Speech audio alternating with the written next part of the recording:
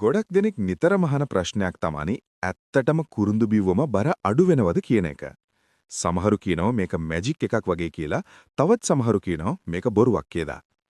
ඉතින් අද වීඩියෝ එකෙන් මම ඔයාලට කියලා දෙන්නේ විද්‍යාත්මකව මේ කුරුඳු බීමෙන් අපේ ඇඟට වෙන්නේ මොකක්ද? බර අඩු කරගන්න මේක පාවිච්චි කරන්න ඕනේ නිවැරදිම ක්‍රමය මොකක්ද? සහ මේකේ තියෙන අතුරු ආබාධ මොනවද කියලා. ඔයාත් උත්සාහ කරන්නේ බඩේ මේදය අඩු කරගෙන නිරෝගී වෙන්න නම් මේ වීඩියෝ එක අනිවාර්යෙන්ම අවසානයේ වෙනකම් බලන්න. කුරුඳු කියන්නේ අපේ කුස්සියේ තියෙන සාමාන්‍ය කුළුබඩුවක් විතරක් නෙවෙයි. මේ කුරුඳුවල සිනමැල්ඩිහයිඩ් වැනි ප්‍රතිඔක්සිකාරක බහුලව තියෙනවා. මේවට පුළුවන් අපේ ශරීරයේ තියෙන විෂ ඉවත් කරන්න. විශේෂයෙන්ම අපේ සෛලවල තියෙන ඉන්සියුලින් ප්‍රතිචාරය වැඩි කරන්න කුරුඳුවලට පුළුවන්. ඒ කියන්නේ ඔයා කන කෑමවලින් ලැබෙන සීනි මේදේ විදිහට තැන්පත් නොවි ශක්තිය විදිහට දහනය වෙන්න මේක උදව් වෙනවා. ගොඩක් වෙලාවට අපේ බඩ ඉදිරියට එන්නේ රුධිරයේ සීනි මට්ටම නිතරම ඉහළ පහළ යන නිසා. කුරුඳුවල තියෙන විශේෂ ගුණය තමයි ආහාර ගත්තට පස්සේ රුධිරයට සීනි එකතු වෙන වේගය අඩු කරන එක. මේ නිසා ඔයාට නිතර කෑම කන්න හිතෙන්නේ නැහැ. විශේෂයෙන්ම පැණිරස කෑමවලට තියෙන ආසාව පාලනය කරන්න කුරුඳු විශාල මෙහෙයක් කරනවා. කුරුඳු කියන්නේ ඇඟ ඇතුළත උණුසුම මදක් වැඩි කරන දෙයක්. මේ නිසා අපේ පරිවර්තෘතීය වේගය වැඩි වෙනවා. සරලවම කිව්වොත් ඔයා පුටුවක වාඩි වෙලා හිටියත් කුරුඳු බීමක් බීලා ඉන්නවනම් සාමාන්‍ය වෙලාවට වඩා කැලරි ප්‍රමාණයක් දහනය කරන්න ඔයාගේ ඇඟට පුළුවන්. සමහර වෙලාවට අපි කෙට්ටු නොවෙන්නේ අපේ ඇඟ ඇතුලේ තියෙන විවිධ ප්‍රදාහයන් නිසායි.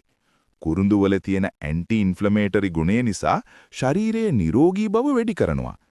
ආහාර හොඳින් ජීර්ණය වෙන්න පටන් ගන්නවා. බඩ පිපීම අඩු වෙනවා. නිසා ඔයාගේ බඩේ මහත ගතිය ඉක්මනින්ම අඩු වෙලා පේන්න ගන්නවා. දැන් අපි බලමු කුරුඳු කිව්වම හැම එකක්ම එක වගේද කියලා. ඇත්තටම නැහැ. ලෝකේ ප්‍රධාන වශයෙන් කුරුඳු වර්ග දෙකක් තියෙනවා. මේ ගැන දැනගෙන ඉන්න එක ඔයාගේ සෞඛ්‍යයට ගොඩක් වැදගත්. සිලෝන් කුරුඳු. මේක තමයි සැබෑ කුරුඳු. එහෙම නැත්නම් true cinnamon කියලා හඳුන්වන්නේ. අපේ ශ්‍රී ලංකාව මේ සඳහා ලෝකේම ප්‍රසිද්ධයි. මේ කුරුඳු පොත්ත හරිම තුනී, ස්තර ගොඩක් තියෙනවා, වගේම ලෙහිසියෙන් කඩන්න පුරුවා. මෙහි තියෙන සුවඳ සහ රස හරිම මෘදුයි. වැදගත්ම දේ තමයි මෙහි කුමරින් කියන රසායනිකය තියෙන්නේ ඊටමත් අඩුවෙන්. ඒ නිසා දිගුකාලීනව පාවිච්චි කරන්න සුදුසුම සහ ආරක්ෂිතම වර්ගය මේකයි. කැසියා කුරුඳු. මේවා ගොඩක් වෙලාවට චීනය, ඉන්දුනීසියාව වගේ රටවලින් තමයි එන්නේ. මේවයි පොත්ත හරිම ගොරෝසුයි. තනි ස්තරයක් වගේ තමයි තියෙන්නේ. මේවායේ සැර ගොඩක් වැඩි. හැබැයි මේකේ අහිතකර පැත්ත තමයි කුමරින් ප්‍රතිශතය ඊටමත් ඉහළ වීම. ඔයා දිගින් දිගටම මේ වර්ගයේ පාවිච්චි කළොත් ඔයාගේ අක්මාවට හානි වෙන්න ලොකු ඉඩක් තියෙනවා. ඒ නිසා ඔයා බර අඩු කරගන්න කුරුඳු බොනවා නම් හැමතිස්සෙම ලංකාවේ සීලෝන් කුරුඳුම පාවිච්චි කරන්න වග බලා ගන්න.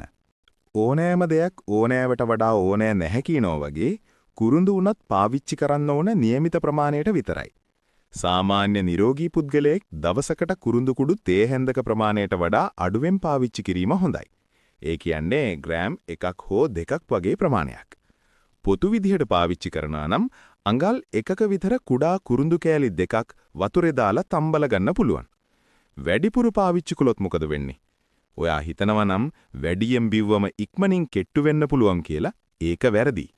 ඕනෑවට වඩා කුරුඳු ශරීරගත වුණොත් කරකැවිල්ල, මුඛයේ තුවාල ඇතිවීම හෝ රුධිරයේ සීනි මට්ටම ඕනෑවට වඩා අඩුවීම වගේ තත්ත්වයන් ඇති වෙන්න පුළුවන්.